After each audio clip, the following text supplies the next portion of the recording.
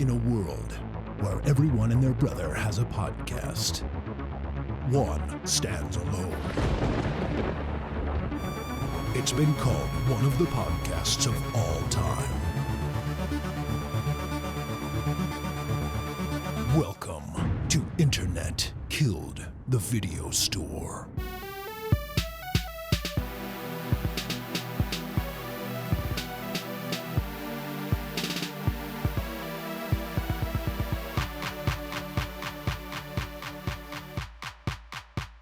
This week on Internet Killed the Video Store, we have returning with us Gray Gordon, one of the Batman.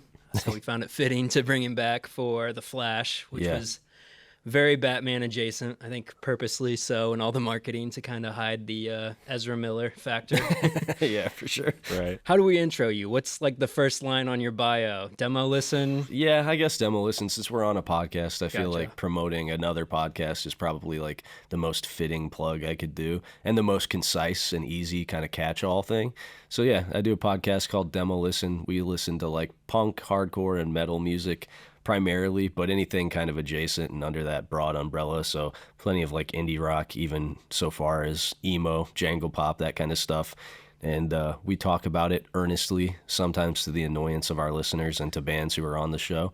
But, you know, it's worth noting that we're two guys that sit in a basement surrounded by like D&D paraphernalia. So if anybody takes our opinions seriously, that's kind of on them. I try to give that in the preamble of every episode. But yeah, Demo Listen podcast. If any of that sounds interesting to you, that's probably the thing to check out. Awesome. Well, yeah, nice. Welcome to Max's basement. Yes, thanks for having me back on.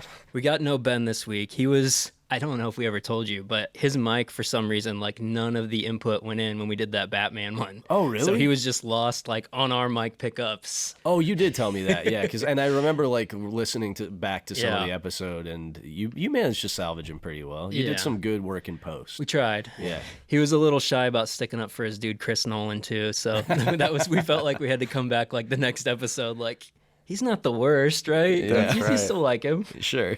There was no Chris Nolan. I thought maybe he might show up like a little bit in the Flashverse. Not even a hint. No, not even a hint. Katie Holmes, something? Nothing, dude. They couldn't get a morsel? No, they're trying to leave that entirely in the past, I think. There was an Inception poster I noticed. That was as close as they got. Oh, was there an Inception poster? In Weed Guy Barry Allen's room. Okay. Funny. That's he had like good. Mars Attacks and Inception, and I can't remember. Okay. There's something else. I saw the Mars Attacks poster. I did take note of that. A lot of Warner stuff, obviously. For sure. You guys don't think they even tried to get someone from the Nolan universe I don't know. I mean, to tie in with all the multiverse stuff? It seems like it would be an easy enough move to make, and the fact that it was omitted tells me that somebody wasn't interested in making the effort, you know? Mm-hmm. I could kind of see Nolan, like with his whole fallout with Warner, being like, "You're not touching any of my shit." For sure. Oh, yeah. I could see that 100%. And I'm not sure like how ownership works in these on these massive levels as far as like IP and stuff like that. So who knows? What did you think? I don't think I asked you after we saw it. Did you enjoy The Flash? I always try not to talk to you about the movies we go and see together. Get the raw reaction. Right, yeah. I definitely liked it more than I expected to. Yeah? Expectations were kind of low going in because I'd already heard people talking quite a bit of shit about it.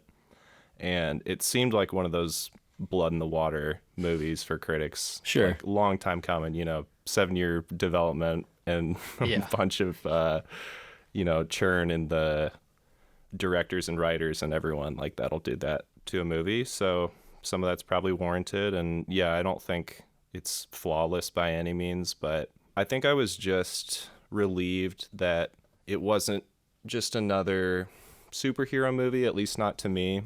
That's kind of what I was going and expecting. And then it ended up just being more of like a time travel movie. And I mean, that alone, just giving a different focus other than just the hero and the villain or whatever it ends up being in a lot of the modern superhero stuff. It's like we had something else to do. It was like using a superhero and doing a different kind of film. And I'd like to see more stuff like that, I think. What's your relationship with The Flash? We know Batman's top dog, but... I mean, I'm currently wearing a Flash t-shirt. He's up there for you? And he's not, I don't know necessarily that he's up there. And also I should note that this is a Flash 90s TV series t-shirt. There you go, yeah. It's about as specific a Flash piece of merchandise you could get. I like The Flash a fair amount. he's not like in my pantheon in the same way that a Batman character is, you know, but I enjoy the Flash. I've always enjoyed the Flash. I always think that he's like particularly in some of my favorite like Justice League runs, he's an integral component of like what ties the group dynamic together. But that said, I also think he works better within the context of a group dynamic, and it's tough. Like a Flash vehicle is like a tough sell. Yeah. Because like his rogues gallery is like a little bit less notable, et cetera, et cetera. Luckily, that didn't really come into play in this film because it was, as Max just pointed out, like a very different type of film than the typical sort of DCEU fare that we've gotten so far. And they're telling a different story with it. But yeah, my relationship with the Flash is like slightly above casual. Like I've read the big sort of key points of like Flash canon, like Flashpoint and stuff like that, that were kind of inspirations for this. Right. I'm definitely not on a take him or leave him level. Like I like the Flash. I think he's a critical component of like DC lore, but I'm not a huge fanboy either, you know? What do you think so far of him in the DCEU with Ezra Miller's portrayal? Like, were you a fan? Just kind of what he was? No, I wasn't a fan. But also like I'm like very outspokenly like not a fan of any of those movies on pretty much any level. Yeah. And I think like one of the worst components of those films is like the characterization is just bad kind of across the board. Right. Not just with Flash. Not just with Flash. I just think the characterization is rough. It's very like, I don't know, dude. It's like, it's very uneven from film to film. It's hard to feel like you're seeing the same characters on screen between films. And also like even within the same movies, sometimes it's like you go from this sort of like quirky, super like still wearing skinny jeans kind of millennial, like he's right behind me, isn't he, type of humor to like now I'm a gritty, very deeply affecting character within the span of moments sometimes. Right. So it's been tough to even like feel any sort of like there's a distinct lack of pathos in like the DC films up to and I think in including Flash. So I haven't really connected with his on-screen portrayal very well. Yeah, the tone of this one was kind of all over the place. Yeah. Like it started very like cutesy humor, but then like like when he said "fuck" at the end, I was like, oh god, are there kids in here? Yeah, for sure. It got real heavy. Yeah, it did. Made some dick jokes in there. I was like, there's some dick jokes. The Flash should be doing that. Yeah, right. I mean, I could see that the Flash definitely makes dick jokes, no doubt. I could see the Flash making dick jokes, but like in that particular setting, it's a little. I think the tone issues carried over into this film for sure. I think it's like an easy thing to say just because it's been out there a lot recently, but CGI was so bad in this. Oh, very like, bad. Dude. Green Lantern levels. Like, why are they CGI in the suits again? Did they not learn anything? No, dude. I don't know what was going on. So I had a moment where I like tried to be my best self and like really give the creators of this film the benefit of the doubt. And when he first sort of enters into the like the Speed Force time bubble, oh yeah, I was like, this is an artistic decision, right? Like with the CGI. That's what the director said. Right. People have asked him. He's like, it's supposed to look like that. Yeah. Right. Yeah. But then like there are other moments where it felt like the CGI that definitely wasn't supposed to be an artistic decision was like eerily similar to that, which was supposedly an artistic decision. So I was like, I don't know, that feels like a retroactive sort of like, we meant to do that for sure, no doubt, you know, artistic excuse. Yeah, for sure. And they had like quite a bit of extra time. You would think they'd have time to iron all that shit out. Like it wasn't like they rushed this one out. I don't know what to say at this point because I feel bad for the people that are working at the effects companies. Sure, yeah. But I mean, I don't think any of those people would try to argue that it was good. No, I think they'd probably tell you our working conditions are bad, and that's why you got what you got. Exactly. Yeah. But yeah, I don't know. Just the suit design. I've never really been a fan of like the whole Snyderverse look. Like he just looked like Turbo Man from Jingle All the Way. He did look like Turbo Man. Actually, that's a good point. It's a good point. I hadn't even considered that. All the costumes in the Snyderverse, I remember thinking this in Justice League because you've got like Superman, Batman, and Flash all standing together, and their costumes all have this like very smooth, like snug to their muscles look. Yeah. Which I don't know. Yeah, it's like do that with one of those guys because they're built and good opportunity to do that or whatever. But you don't need to do that with like three of the characters that are. For sure. Aquaman's kind of like that too. There's not a lot of texture to their costumes beyond like just the base texture, which I don't think is very interesting. Yeah. Are you a big fan of any of the multiverse movies? That seems to be the rut we're stuck in with comic books lately. I've had enough, dude. Yeah. I've had absolutely enough of it. It seems to have broken the model. Like, this has kind of even disrupted Marvel to an extent. Yeah. Were there any that you enjoyed, or was it immediately you felt like it was just not for you? Like, of multiverse films in general? Yeah, or was there like a certain movie that broke you and was like, okay, I'm sick of this stuff now? I feel like it's been a really slow burn for me feeling just broken by like mainstream comic book movies in general, because I felt like a late holdout on stuff where I'm like, no guys, it's still pretty good. There's still some good stuff in here. Or and then I kind of pivoted to like, well, it's mostly not very good, but we're just having fun. Aren't we just having fun with it? Right. And then it seems like overnight, like finally I just woke up one day and I was like, enough, dude. I've not had fun anymore. enough of this shit. And I like this movie to me kind of, it felt like a nail in the coffin for me. Like even like, so like when I watched like the Spider-Man multiverse film, right, for example, I had a really good time with it, but like the cracks in the armor were kind of very apparent to me. Wait, which We talking live multiverse? No, action? I'm not talking about I'm talking about live action. Okay, yes. No Way Home. No, yeah, No Yeah, Way okay. Home. Yes. So when I watched No Way Home, it was like the cracks in the armor were hyper apparent, where it Yeah. was just like, okay, there's a lot of shoehorning going on here. There's a lot of cameos at the expense of like narrative continuity or even just basic sort of narrative strength. And like in absence of like character building moments, there's just these like really bold sort of like remember this visual moments that felt very much like a waste of what overall was a pretty good movie, like a fun movie. Yeah. But after watching that, even though I felt generally satisfied, it felt like a nice snack. You know what I mean? Where it was like, while I'm eating it, I'm like, yeah, this is good, but I'm going to have to eat something more substantial to feel satisfied. I'm going to have to eat a meal in like 2 hours. So that was like the last sort of moment in which I felt still kind of hopeful and like I had this like youthful vigor about me in relation to this new emerging multiverse trend. Yeah. And now like this was the final straw for me where I was like, no more. I'm done with this, like fully done with this. And they're like the remember when in this movie is like, it felt like they had a gun to Michael Keaton's head. They were like, say the line, say it, say the nuts line. You know, I was just oh, dude, Michael, you did Birdman. You know what I mean? You you elevated beyond this. You didn't have to come back for this. Surely you've invested over the years. You didn't have to do this. Like, do they have your kids? You know what I mean? Like, are they holding your wife hostage somewhere? I didn't think about the Birdman thing until like halfway through he showed up in the movie, and then it really was like, wait, why is he doing this? Yeah, for sure. Yeah. He doesn't have to do this. He doesn't have to do this.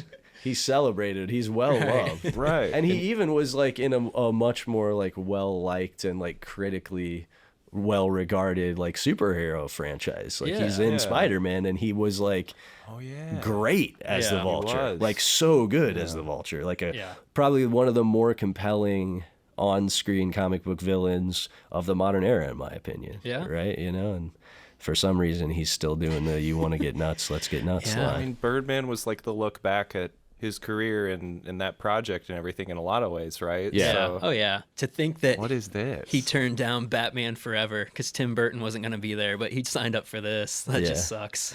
I mean, time is the great equalizer, I guess, you know? I mean, who knows? Maybe he's fallen on hard times lately. House got foreclosed on or something, you know? I don't know what. I'm not counting Michael Keaton's pockets. Right. You know what I'm saying? So I don't know what he had. Maybe he just did what he felt like he had to do to secure a future for him and his. But I know for me it felt, my heart broke a little bit when he did the I'm Batman line. And, is that how you felt, Ryan? Yeah. Like I told Max, like I had really no interest in seeing the Flash movie before this, but then they just did all the gratuitous Michael Keaton stuff in the trailer, and it's like, like it worked. I want to go see this now. For sure. Yeah, I had to. Yeah, like I saw Michael Shannon explain it as like He's like, just returning to this role, I just felt like somebody's action figure. Yes. Like, it was not fulfilling at all. For sure. I was honestly like... That kind of explains it, yeah. I couldn't believe they got Michael Shannon to show up for that. Me neither. You know, not that he's huge, but he's such a respectable actor and everything. Yeah. And he must have had like a multi-film deal or something. It was like, fine. Oh, yeah. I'll do it. That's potentially true, yeah. To put so much Man of Steel in this movie, too, I was like, it's like they're still trying to retcon all the people that died in Man of Steel. Yeah. Like, Jesus, just let it go. Yeah. Let this multiverse die. Yeah. Oh, you think that's what it was? A little bit. I mean, they kind of but- alluded to that with Barry saving that little kid, right? Yeah, but this time they blew up like... This time they made it so Zod won, right? Yeah. So they killed... Barry was just like, we can't save this fucking Snyderverse. We gotta let it go. Yeah. It's done. That did feel symbolic in a way. It's the end of it. The line that felt very symbolic to me in just such a strange way is when Flash tells Michael Keaton, we can't bring you back, can we? And he says, you already did. It's like, you brought me back for this movie, so no, I'm not coming back for another one after this. Yeah, this is one and done, pal. You already did. I did see, like, throughout all the regime changes at Warner Brothers, they shot, I think, 3 different endings to this movie. Okay. And so the Clooney ending was the final thing they settled on. Like, this gives us a nice little punchline, but we don't have to commit to anything for the future. Right. They had one with Gal Gadot and Henry Cavill. Obviously, that had to be scrapped. Yeah. Can't remember what the first one was, but yeah, all the different iterations. There was one point where, like, Michael Keaton had come back and filmed himself as Batman in The Flash and Batgirl, and they were going to scrap both, and, like, no one was ever going to see him do it. It's just insane. Like, how these things are being wielded. Just basically, yeah, like action figures, just to merchandise to people ready to buy up the DC brand. Sounds like the kind of stuff I was saying about the Obi-Wan series. And it's funny because I was thinking before we went to see this, Ryan's going to get his heart broken by Michael Keaton Batman, just like I did by the Obi-Wan series. Yeah, that was a bummer of a series. I'm sure you guys talked about it already on this show, but that was a real bummer of a series. Yeah, I kind of went off on that one. Yeah, I had feelings about it. I think after I watched it, I did some... I mean, this is as boomer as it gets, but I posted some sort of long Facebook missive, just like, okay, that's enough, you know, just like, I love Star Wars so much, like, it was near and dear to me, and this finally broke me. That said, I did watch Andor, and it was fucking phenomenal. Yeah, so yeah. I think it's just gotten to this point where it can actively disrupt the thing that you like. Yeah, for sure. I'm concerned that when I go back and watch Star Wars stuff that I like, I'm going to be thinking about those like 5 dumbass fights that Darth Vader and Obi-Wan had in some field of rocks. Right. So you know what I've been doing to counteract this, and I'm doing the exact same thing to sort of like decompress and step back from the comic book movie phenomenon that we're currently in right now. So with the Star Wars stuff, I've been trying to actively recalibrate my brain to deny the existence of this stuff by going back and reading like the Timothy Zahn, like Heir to the Empire novels, and reading like the old Dark Horse, like Star Wars comics, and kind of like diving way back. And I'm about to replay like Shadows of the Empire and reread Shadows of the Empire and stuff.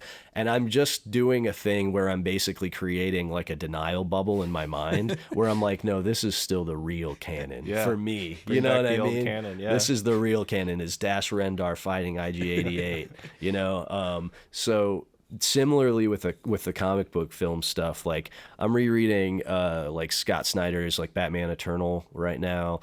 Not that this is a good run at all, but I just reread like the death and return of Superman from the 90s, which is a horrible arc, but it's still like very nostalgic to me. And I'll probably reread Flashpoint and stuff. So I'm just trying to like remind myself that I can still immerse myself in the source material in a way that feels fulfilling, and kind of do a nice comfortable palate cleanse from this like art by committee bullshit that's cool. We're very deep in now, you know. And you can pick what's canon for you. Yeah. You can go back to the works that you like and read those and watch those. And, exactly. I think that's good. I do the same thing with like Star Trek stuff because I feel like constantly burnt by new Star Trek material, and then I'll just go back and watch The Wrath of Khan and be like, yo, this still exists and no one can ever touch it, you know what I mean? I still get to see like Ricardo Montalban like yelling at Kirk in the Nebula, And no amount of J.J. Abramsifying the universe can ever take away the existence of this film. Right. So I'm trying to do the same thing and like really dive into like the legacy media of these things that I love. And that's kept me sort of sane and like anchored in like a level of like, I want to say like healthy fandom and a relationship with this stuff that doesn't feel like fully exhausted. Because if I were just fully immersed in these films, like I think I would just jump off entirely because I'm like the ship has sailed deep into the night for me on the movies. It does kind of feel already like the whole shared universe thing is just like a thing of its time. Like people have already given up on like the Lego universe, the Godzilla universe. Yeah, right. Like I'm kind of like DC's really just gonna give the reins to James Gunn and he's gonna fix everything. I don't think so. And like speaking of Star Wars, like I don't know if you guys saw this, but the director of The Flash, Andy Muschietti, got hired to do the new Brave and the Bold. So like James Gunn's version of Batman. Interesting. So he's gonna be directing that, and that was announced before The Flash flopped. So it kind of makes me wonder, like, is he going to get Colin Trevorrow'd out of there? And probably. Are they going to stick to this? I don't know. I could see him get Trevorrow'd out of there for sure, yeah. Do you... Well, first, I'll start with this simpler question. Is it psychotic to either of you that the Blue Beetle is actually going to find its way to cinemas? Well, that's, like, allegedly going to kick off the James Gunn verse. Wait, Blue Beetle is in the new continuity? He says that is like the first character in my universe. No, so dude. I don't know if storyline it fits in or they're just saying like this is my Blue Beetle. No, dude. He's the I pilot. don't know. I mean, he did what he did with Guardians, which like, you know, I don't know if I haven't seen the new movie. No, I was going to go see it on today me. actually, but I just didn't get around to it. But I liked that first one. Honestly, I didn't really give a shit about the Marvel movies until the first Guardians of the Galaxy movie. Thought that movie was super fun. Super good. So James Gunn can do stuff like that, right? Blue Beetle might be all right, but I know what you're saying. It's shocking to think that anyone is making that movie. Yeah. It just feels like a lot of like corporate pablum at this point. I guess my more complex or broad or wide-reaching question was like, do you have any confidence that the Gunniverse, as I've just called it that for the first time, and anybody can feel free to use that. Do you have any faith that those movies are gonna all come to fruition?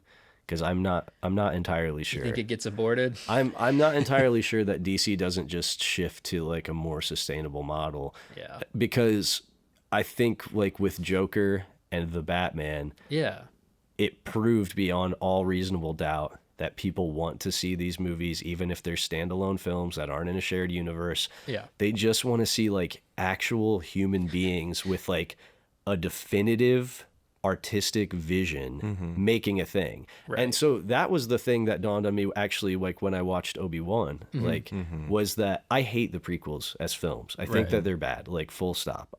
Even as a kid, I didn't really connect to them. Yeah. When I go back and revisit them, I don't think these are actually pretty good. There's no sort of revisionism in me about those films, right? But when I do watch them, and the fucked up thing is I do go back and revisit them. Like usually once every year or 2 years, I'll just go back, sit down with them, try them on for size again. Same.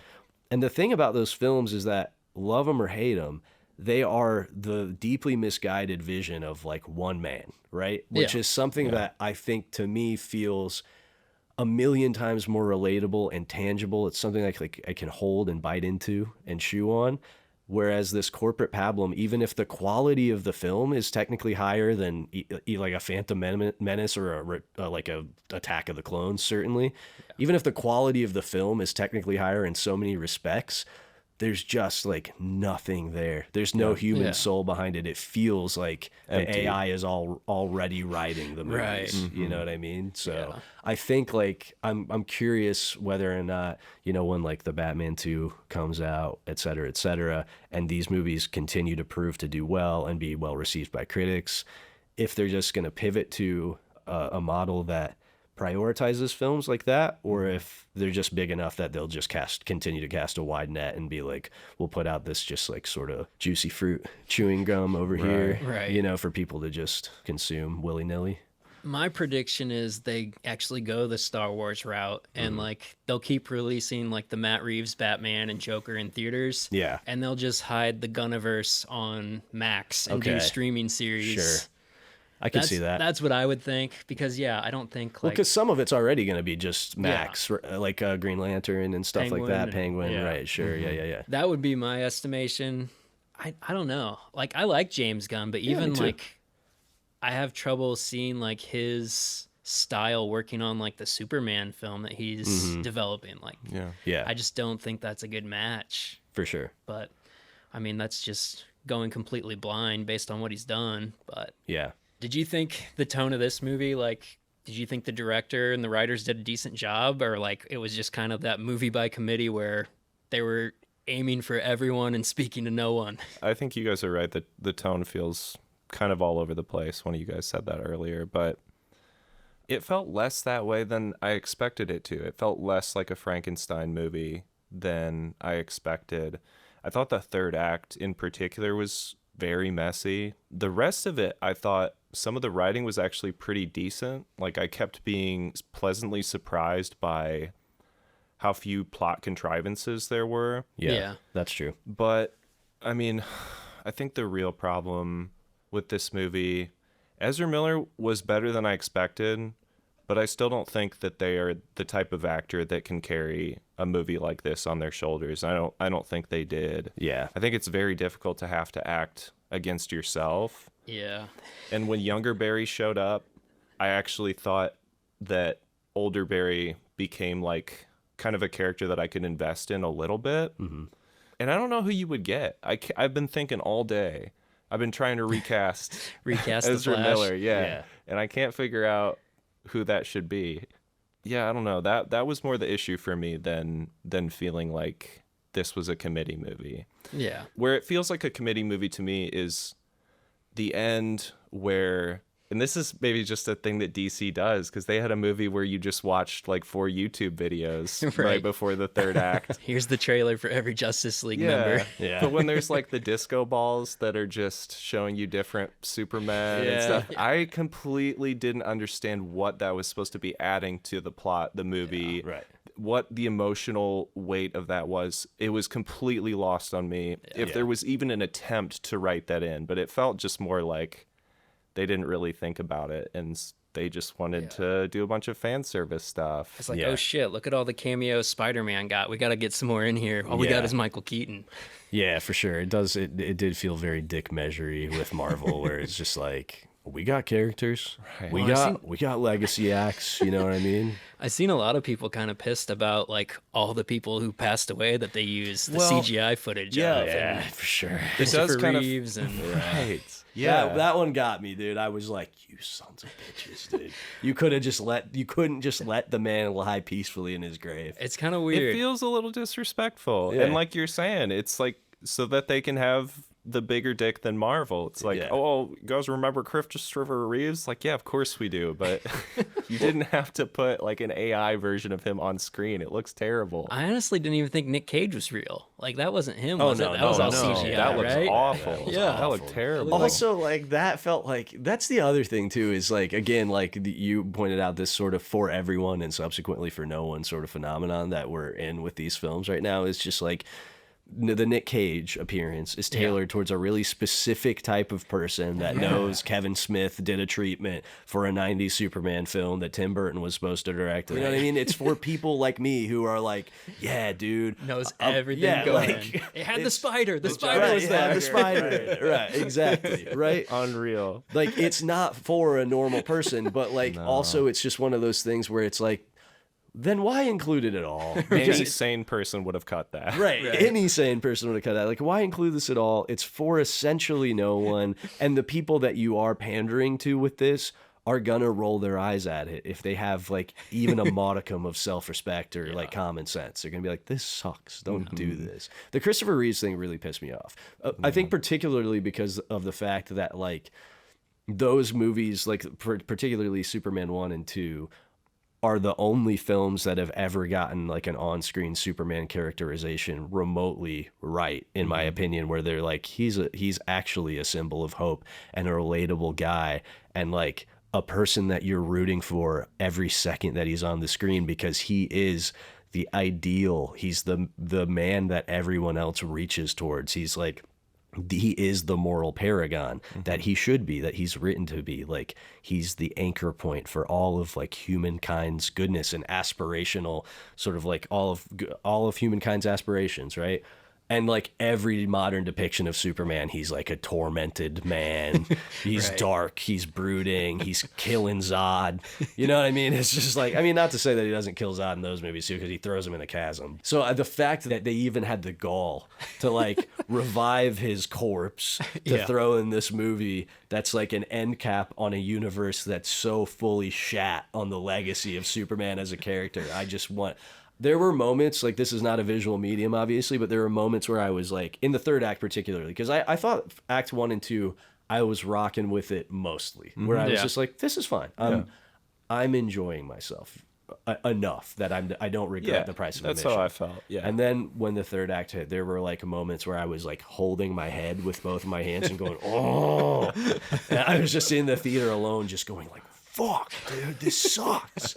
This is pissing me off so much. Back to the Nick Cage thing. I have an uncle who always texts me when he goes and sees these movies, and he's like, okay, like, but who's that purple guy at the end of Avengers? I don't know what this is. Right. I can just imagine, like, average moviegoer going, what the? Nick Cage is Superman? When did I miss this? Right. Why is this in this movie? That's exactly right. Most people will be like, wait, what did I miss? I mean, it's not even really that much stronger a choice to end your movie with Clooney, because it's like, no. Even I forgot that he played Batman when he showed up on screen. I thought it was just a George Clooney joke. Right. Yeah, exactly. Yeah. No, I was telling Max as we left, I was like, at least they left Val alone. They left your guy Kilmer out of it. That's true, Yeah. dude. But Yeah. Val has my heart, man. I love that guy. well, that was the other thing I was wondering. I was like, oh God, with all this CGI shit, are they going to throw old Heath Ledger in the mix? Like, what are they going to do? Who's going to be the first one to do that? Yeah. And I think there's no like greater argument against the notion of like corporate personhood than just like watching these films and watching the way in which they just like literally reanimate corpses with no sort of like ethical qualms about it whatsoever, you know? Yeah. Well, this film in particular, it felt like you were just watching a video game. Like there was occasionally a floating face that you recognized, but like it reminded me of like the bad Sopranos CGI when they like CGI'd the mom's head after she passed. Yeah. It's like it's just floating faces all around these like PlayStation 3 level graphics. Yeah, for sure. Yeah, no doubt. It's just so strange. Like you said, there's no personal attachment. Like even when it was Michael Keaton, like I have all these memories with, it just felt like he was doing cut scenes where like that was actually him. And then when it was Batman, it was like, no, this is just a video game simulation of LeBron versus Michael Jordan something. The video gamification felt like a bummer too, because it's just like the moments where we did get to see like Keaton's Batman in action, it was very like Arkham video game style, which I love those video games, but they are video games. Yeah, and same so, with Affleck. Right, exactly. So you go from this sort of like, you're taking this Batman that is fairly grounded, right? Like the Burton the Burton universe is psychotic in its own way, but like as far as like the physical limitations of the characters within that universe, it's fairly grounded. Right. And all of a sudden, this now aged Michael Keaton Batman is gliding around and like drop kicking Russians. The fight scenes, there was just a total disconnect for me. Yeah. Like my mind was instantly just like, how old do you think that stunt guy is? Yeah, for sure. Yeah. And he just looks so stiff, like just reading lines in the bat suit. And then all of a sudden he's like fucking Gumby. Roundhouse kicking people. Yeah, for sure. Like, just got nuts. Yeah. Sorry, I didn't mean to say. Oh shit, yeah. I'll edit that. I'll censor that. It makes me so nervous for Indiana Jones now too. Like Don't be nervous. It's gonna be terrible. Yeah, it doesn't make me nervous. There's no reason to get your hopes You just up. know what to expect. Yeah, it's gonna be bad. Of course, it's gonna be bad.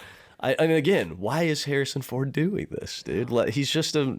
So his career really doesn't make sense to me. No, go ahead. it's lunatic shit.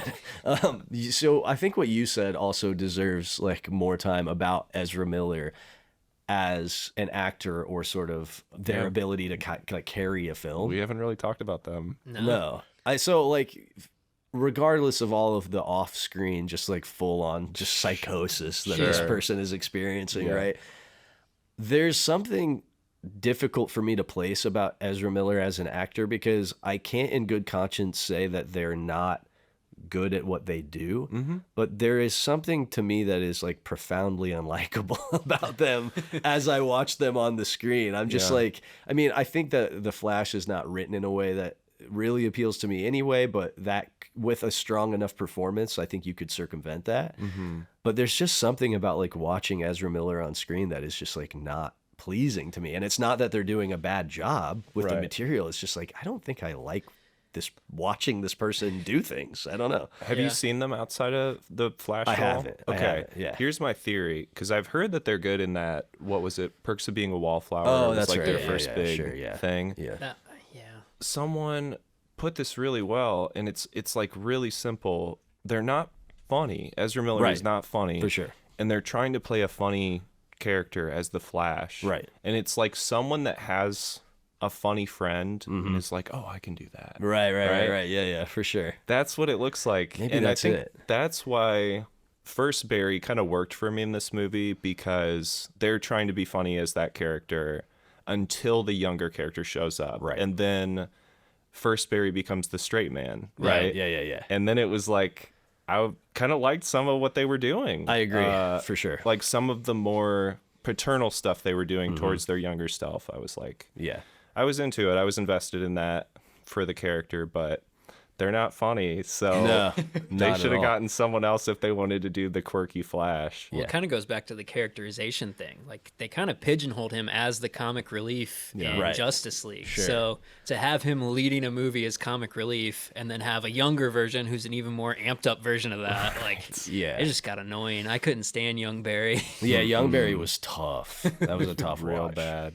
To have Barry, like, in his own movie, not have his powers too, that was kind of a bummer. Like, we're gonna have to put up with young Barry this whole movie leading the charge. Yeah. Like, that's a lot. There were a few sort of like check marks in the film that just felt like they were running down a list of potential ideas. Like literally the writer's room was just like, we could do this thing. And eventually everyone was like, oh yeah, we'll do that. And then we'll just figure out, like figuring out how to write a film around that idea was the secondary thing.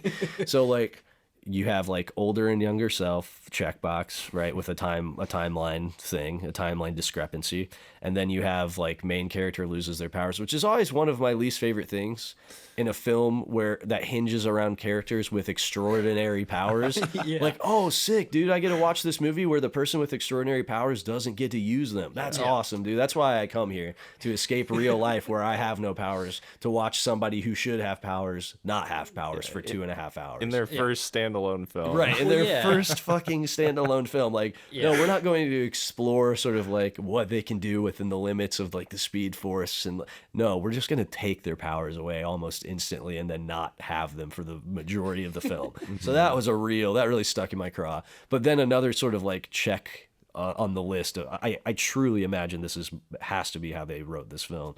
It's just like the reluctant Batman. Like there was not even a moment where I would have bet the life of my own mother that they were going to be like, so will you help us? And he was going to be like, no, pass. Right. Like, of course he's going to say no. And then there's going to be like just the most marginal sort of cursory level of like resistance. And eventually there's going to be some appeal to his humanity. And he's going to be watching them through a camera and be like, okay, I'll do it. I'm Batman again. Right. We all got dead parents. We didn't Let's see do it. much of that. There wasn't a lot of connective tissue there. It's become one of those things that's like, well, you've seen this in other movies. Yeah, so you right. know. Yeah. Yeah, like when he was reluctant Batman, like I just was like, why did we have to have reluctant Batman? Yeah. Why couldn't we just have enthusiastic? Yes, I'm still Batman. I have a single-minded devotion to the mission. That's who I am. Yeah, I'm ready to go. Right. If there was ever a good opportunity for that, because we've had a lot of like brooding Batman recently. Yeah. So this would have been. You're totally right. This would have been the movie to do that in. Or just have him be like, grizzled, I don't got time for this. Who the fuck are you, kid? Yeah, like, yeah, he doesn't have to be right. painting and wearing a scarf. Yeah, like, it could. Yeah, he easily could have just been like, I got too much going on in Gotham, man. Right. You know what I mean? If you want to do the reluctant sort of additional older grizzled hero, you could definitely take that angle where it's just like, I got to deal with the Joker gang. You know what I mean? Right. But yeah, so I think the treatment of like Batman as a character in this, like I knew it wasn't going to be particularly respectful or satisfying, but I'm a sucker. Right. At the end of the day, that's what sucks about me as a guy is that like I'm the worst kind of dude with this kind of shit because I will talk shit on it incessantly. I'll be like, I'm done. Fuck these films. They're horrible. Right. They're corporate pablum. They're nothing. And then I will see all of them opening day because I just can't not see them. I hear you. You know, I don't know why I am this way, but that was this movie for me, like more than any in recent memory. Maybe Batman versus Superman was the other one where I was like, this looks so fucking dumb. Let's go at midnight. Like, yeah, for sure, dude. We got to see how bad this is. I just like seeing movies, man. Well, yeah, you know what I mean? For sure. I just love the act of like going to a movie theater and just eating popcorn and making myself sick with a giant Pepsi that a human shouldn't even be allowed to legally buy. Right. And just like watching a bad film that like perverts and distorts all of my favorite childhood memories. There's just something about it that I really like. I don't know why. Yeah, I think that's part of my positivity on this one too, is like we don't go to movies too often, but every time we go to a movie together, I end up liking it, even if it's The Flash. Yeah. I think this was, I can't say it with finality because there are a few Snyderverse movies I skipped altogether. Like I never got around to Wonder Woman 84 or Black Adam. But I saw Black Adam in the theater too. I don't know why. I think The Flash is my worst. Yeah, personally. Yeah. I mean, if you saw 84, I'd probably have a different opinion. you'd have a different opinion. And Black Adam too, actually. I think is worse. Those are both really bad. They're both terrible. Yeah. Also, the first Suicide Squad is like nigh on unwatchable. I always forget that is Snyderverse. It's technically Snyderverse. Yeah. Okay. Suicide Squad's the worst. That's true. I mean, it's a nightmare. It is a nightmare of a film. What's your top? I don't know. I think it might actually be Man of Steel. Man of Steel. To be honest. No doubt for me, Man of Steel. Even though they do a lot of dumb shit in that movie, I think like start to finish, I would say that's the only one that's like a quality movie I would put on and feel good about. It feels like a movie. Yeah. You know what I mean? I think that was like, it still feels like cinema on some level. Yeah. Again, it feels like a man or a person or a group of people with a vision for a movie, and they sat down and they made the movie that they wanted to make with a minimal amount of corporate sort of meddling. Definitely. You know, the worst for you. Yeah, I think so. I mean, like I said, there's still a few that I need to see, but it was pretty bad. All right, so let me take the temperature on a couple things. We got any BVS fans in the house? Batman vs Superman. No. How are we feeling about that one? I know that it's bad, but like the Star Wars prequels, I will watch it and be like, I appreciate what they tried to do. Yeah, I'm a defender of that one on the same level as like, if you want to call me a defender of this movie. I mean, I'm about at the same point with Batman vs Superman, where I'm like, I can see what they were trying to do, and there were some all right ideas, but you know, there were some ideas. At least there were the seeds of ideas in there, for sure. Yes. I think if they would have just made that just a straight Man of Steel sequel with Doomsday as the villain and not shoehorned in Batman and every other member on the YouTube trailer Justice League circuit, Sure, it could have been a decent movie. But then you don't have Ben Affleck's Batman, and I think that it's a pretty good Batman. I and agree. it's good in that movie. In that movie in particular, he's really good. That's the thing. So I always go back and I'll rewatch that movie every few years, and just for the sort of Batman sequences with Ben Affleck. And the thing that bums me out the most about the Snyderverse is like the wasted potential of Affleck as Batman. Because I actually think even in this one, he's there for like 2 seconds. Yeah, like, I thought he'd come back. One of the best parts of this movie. He's great. I think like full stop, he is a perfect casting as Batman. And if they get close to a good characterization of any characters in the course of any of these films, Batman is the closest that they get. Yeah. You know, the closest they get. I think he falls apart a lot in Justice League. But I think in BVS, at the very least, I thought the characterization of Batman is pretty good. It's interesting. Like, and him seeing this Kryptonian as like a threat as opposed to, like, I think that's a very Batman level thing. I mean, even in the DCAU and like the classic like 90s like Justice League, like, you know, he always has like a piece of kryptonite that like it's revealed like in universe he has a piece of kryptonite on him at all times, because even though Superman is his homie and Clark is his homie, he understands like the innate risk of Superman going rogue, and he has contingency plans for killing this dude. For everyone. For everyone, right? Yeah, for every like, superhuman. Even in the kids' version of this character, they're like, this dude can and does have a plan to kill every metahuman if he needs to. So I thought in BVS, the angle of him being like this motherfucker has to be stopped. He is a threat to like humankind is like a very good characterization. I think a lot of people thought that you were supposed to be on board with Batman, and that's like not a good way to watch that movie. No, yeah, you're not exactly. supposed to be like thinking that he's doing the best job. Right, yeah, exactly. Not as bad as the Nick Cage thing, but that one kind of like makes a lot of assumptions with the audience as well. Where like, yeah, if you just go in like, I want to watch a Batman movie. Right. Oh, this dude's fucking branding people, and like, what's wrong with Batman? Like, you don't necessarily jump to that conclusion of like, yeah, not every Batman has this like perfect moral compass. Right. Yeah, for sure. So Man of Steel is. I'm surprised. That's the consensus I think best so. Snyderverse movie. I think pretty definitively for me. Like no question. Yeah. I think I liked Wonder Woman more when it came out, but I don't. That's not like a movie I'm ever like tempted to go back and revisit. It's never occurred to me. I was just relieved that it wasn't dog shit. I think. I know. I was honestly thinking about it the other day, and I feel kind of bad. I mean, I should probably go back and rewatch it before I change my like rating of it or anything. Yeah. But I was kind of realizing that same thing. I didn't know what to expect for Wonder Woman. I really wanted it to be good, and so I think I probably looked past some of the stuff that was not good about that one. Yeah. The ending again. I mean, you can say that honestly about most superhero movies, but that villain and that ending, and again the CGI. It's like, what the hell was that? Yeah. I'm really tired of just like CGI characters just smashing into each other. Just do less. Literally do less. Like, and it seems like the general consensus is that nobody likes this. Right. So why continue? Why keep doing it? Yeah. I think the fatigue is like, we're totally at that point now. Like, I don't think it's just you. I mean, if it is you, like you're a comic book fan and everything, and I think we just need a break from all this stuff. I would agree. Yeah.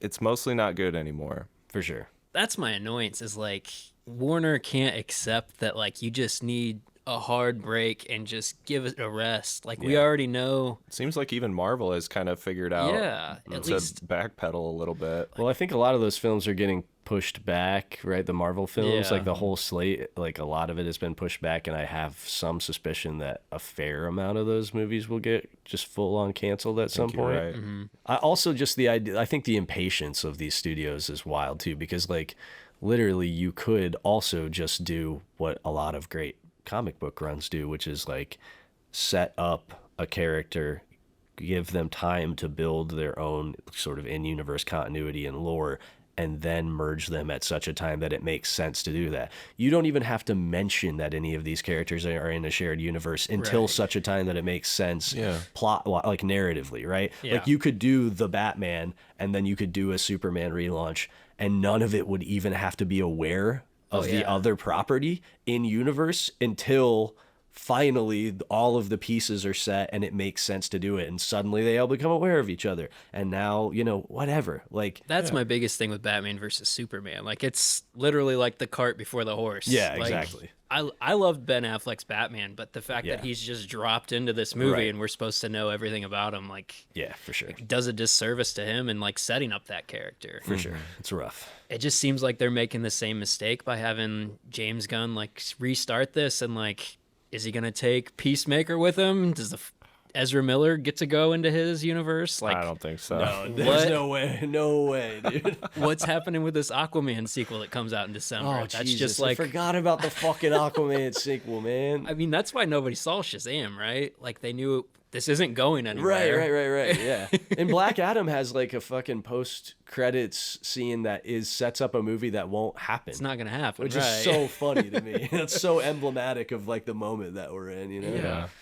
So like, just trying to have like your cake and eat it too by like, okay, but Harley Quinn was cool and James Gunn directed that movie, so we'll take her. But we're gonna recast this and we're gonna have our own Batman. It's just like, no way, Jose. It's exhausting to think about. The other thing I was gonna mention though is that's interesting too is like those movies are, I guess, far enough down the line where like any of them have only really started pre-pro, I guess, unless like Blue Beetle is gonna be the first in this new continuity, which is news to me. But this movie is a multiverse film that in no way lays any groundwork whatsoever for them to spin off into the new like multiverse, which I think is interesting. It literally just does like the most sort of cursory surface level introduction of the concept of the multiverse. Right.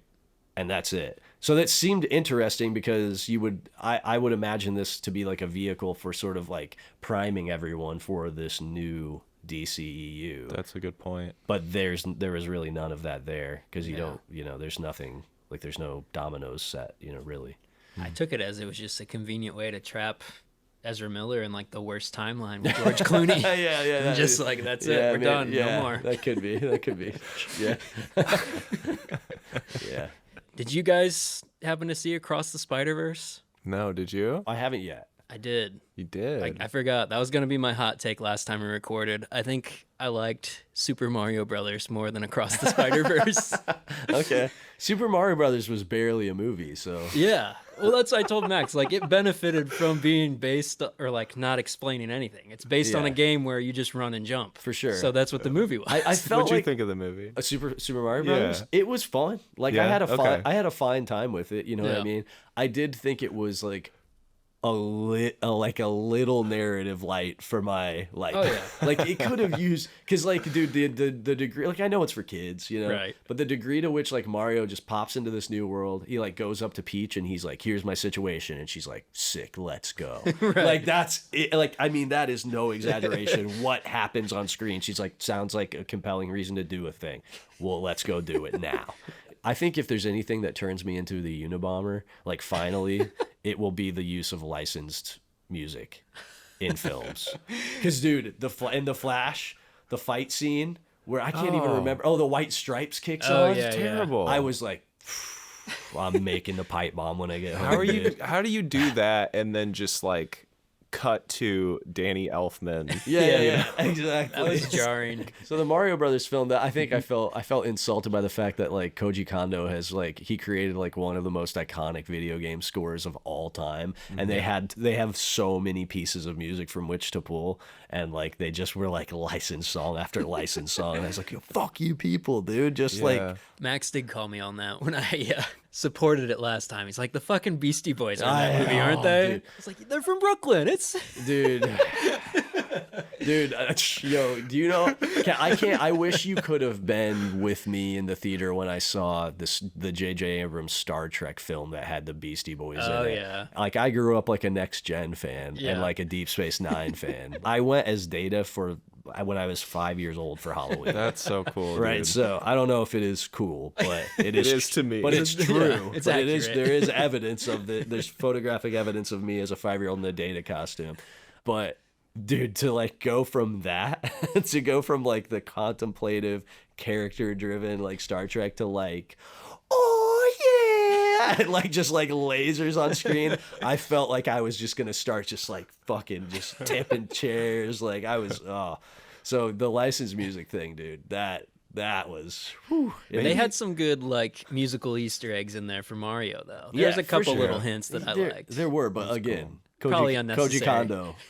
Yeah, that's prolific, incredible composer. Yeah, that's at least 50% of why those games were popular and were good. Yeah, Maybe J.J. Abrams is the reason I don't like the Beastie Boys anymore. That's a fucked up thing too, is I still love the Beastie Boys. Like I revisit that shit constantly. I think those records are great. Like, but no, if I ever have to hear Sabotage in a movie again, that one's overdone. I'm going off the again. deep They've end, got a dude. great catalog of work. You're gonna keep drawing from the same like dude. 2-3 songs. Yeah, dude. Right. Yeah, we live in a nightmare world, boys.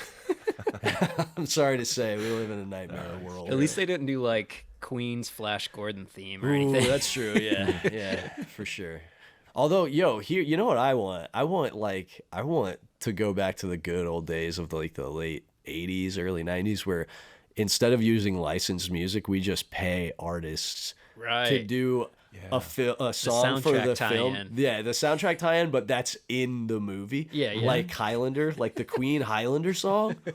Woo, dude, that's one of the hardest Queen tracks. And it's just like prominently featured in the film. Like, this rocks. It dude. used to be a staple of the superhero movie. Yeah, like for you sure. had, what was that, Evanescence and Daredevil and fucking Seal and Batman Forever. Dude, Seal and Nickelback and Spider-Man 2. Yep. Yeah, for sure. Although the Spider-Man one, That was what Nick, the dude Sum from 41? Chat. No, well, that was Is what we're all about. That was good. There's that one. But I was thinking of the Chad Kroger. Oh yeah, the dude from the dude from Saliva, and the guy from Nickelback. You really needed both of those dudes on that track. What a nightmare, dude.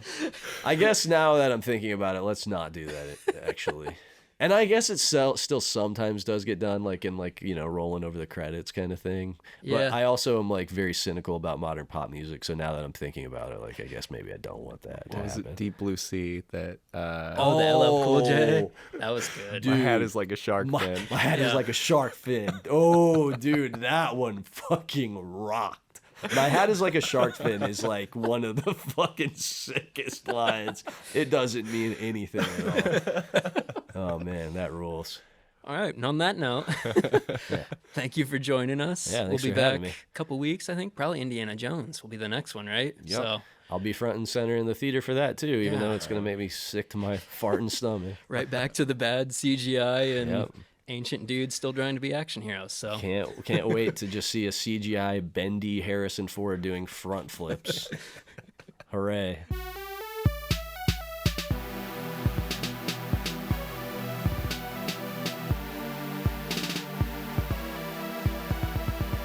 For more, visit internetkilledthevideostore.com.